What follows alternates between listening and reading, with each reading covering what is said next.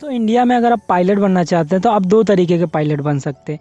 एक आप military pilot बन सकते हैं और एक आप कमर्शियल पायलट बन सकते हैं। मिलिट्री पायलट जो आप इंडियन एयरफोर्स में बन सकते हैं। कमर्शियल पायलट आपकी जो आपकी प्राइवेट एयरलाइंस है, जैसे आपकी air India, Indigo, space jet, ऐसे करके जो प्राइवेट एयरलाइंस है उसमें आप पायलट बन सकते हैं दोस्तों। तो मिलिट्री पायलट आप कैसे बन सकते हैं उसके लिए अलग से वीडियो आएगा, उसका लिंक आपको आई बटन में मिलेगा दोस्तों। इस वीडियो में हम लोग बात करेंगे अगर आप कमर्शियल पायलट बनना चाहते हैं तो कैसे बन सकते हैं, उसके लिए क्या क्या एलिजिबिलिटी आपको चाहिए, आपका 12th में कौन सी सब्जेक्ट होनी चाहिए, एजुकेशनल क्वालिफिकेशन आपको क्या चाहिए, टोटल खर्च आपको कितना लगेगा, हम देखेंगे ट्रेनिंग कितने दिन की होती है, उसके बाद हम लोग देखेंगे तो आपको पायलट बनने के बाद सैलरी कितनी मिलती है, उसके बारे में पूरी जानकारी लेंगे। तो हेलो दोस्तों, this is Aakash Kumar, welcome to the Gyan Wala and without wasting any time let's begin.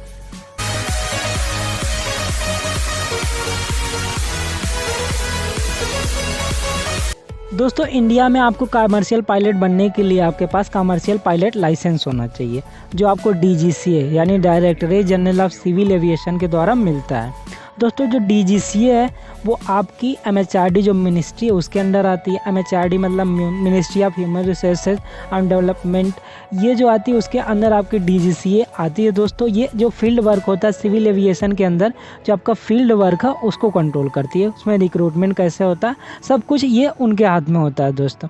अब दोस्तों आपको CPL यानी कमर्शियल पायलट लाइसेंस लेने के लिए आपके पास कुछ एलिजिबिलिटीज़ होनी चाहिए, कुछ आपकी योग्यता होनी चाहिए। जैसे आपकी सबसे पहला नंबर आप इंडियन सिटीजन होने चाहिए। सेकंड में आपकी जो एज है दोस्तों वो 18 to 32 ईयर के बीच में होनी चाहिए।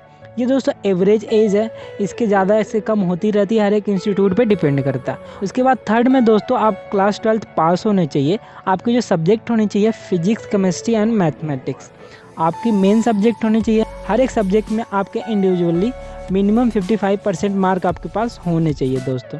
यानी अगर आप पायलट बनना चाहते हैं तो मैथ बैकग्राउंड का होना ज़रूरी है। अब ये नहीं दोस्तों कि अगर आप मैथ बैकग्राउंड के नहीं है तो आप नहीं बन सकते, तब भी आप बन सकते हैं पायलट। बस आपको NIOS जो national institute of open school, वहाँ से आपको मैथ में 12th पास करना होगा, वहाँ से 55% मार्क लाने होंगे और आप पायलट बन सकते हैं।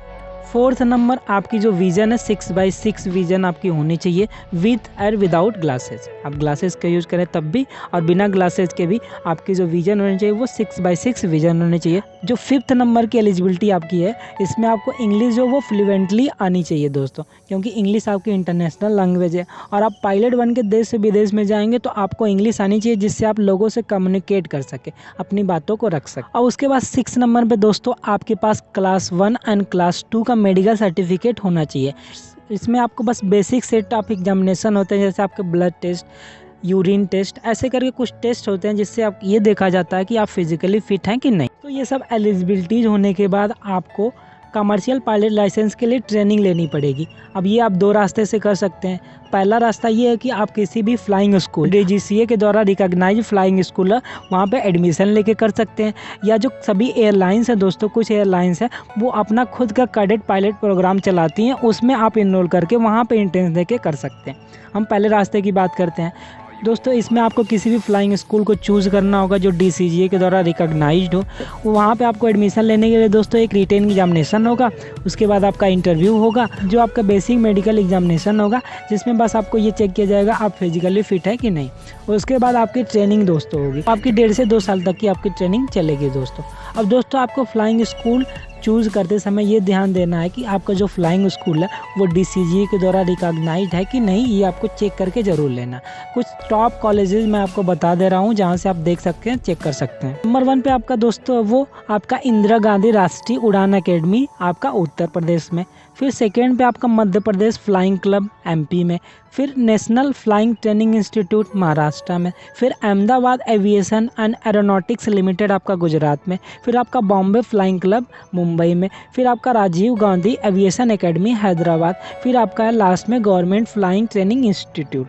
ये टोटल आपके कुछ टॉप के फ्लाइंग स्कूल है, ये कुछ अच्छे फ्लाइंग स्कूल है। यहाँ पे आप एडमिशन लेके आप अपनी पायलट की ट्रेनिंग वहाँ से कमर्शियल पायलट लाइसेंस ले सकते हैं। अब दोस्तों यहाँ पे आपकी जो ट्रेनिंग होती है जिसमें आपको प्रैक्टिकल एंड थ्योरी सबकी क्लासेज आपकी की जाती है। थ्योरी में आपको प्लेन के बारे में बताया जाता है, उसके बारे में स्टडी कराई जाती है, आपको नेविगेशन के बारे में बताया जा रहा है, सब कुछ आपको सिखाया जाता है। दोस्तों प्रैक्टिकल में आपको प्लेन चलाना सिखाया जाता है। अब ये अचानक से नहीं कि आपको पहले ही प्लेन पकड़ा दिए आपको चलाना सिखा दिया गया। इसकी 3 स्टेजेज होती हैं दोस्तों। फर्स्ट स्टेज आपकी होती है दोस्तों जब आप किसी भी फ्लाइंग स्कूल में एडमिशन लेते हैं दोस्तों, तो आपको SPL यानी स्टूडेंट पायलट लाइसेंस मिलता है। इसका मतलब ये है कि किसी भी प्लेन के कॉकपिट में आप बैठ के वहाँ पे as a beginner as a learner उसको उड़ा सकते हैं। जैसे ही आपके 60 आवर कंप्लीट हो जाते हैं आपको PPL मिलता है यानी प्राइवेट पायलट लाइसेंस।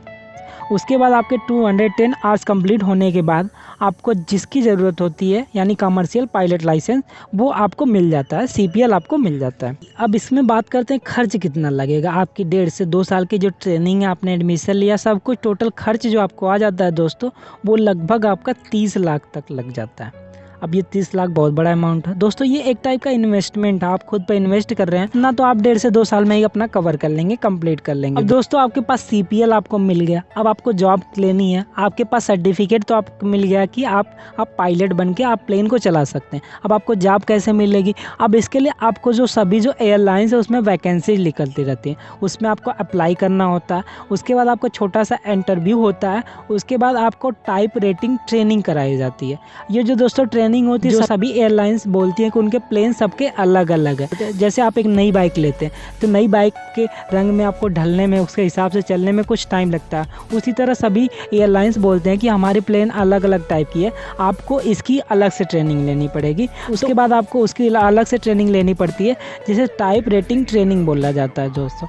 इसका जो टोटल खर्च आ जाता है दोस्तों ये भी आपका लगभग 25 लाख आ जाता है दोस्तों। तो टोटल आपको जो खर्च लग जाता है एडमिशन लेने से जॉब लेने तक का, जो आपका टोटल खर्च हो जाता है वो 60 लाख लगभग आपको लग जाता है दोस्तों।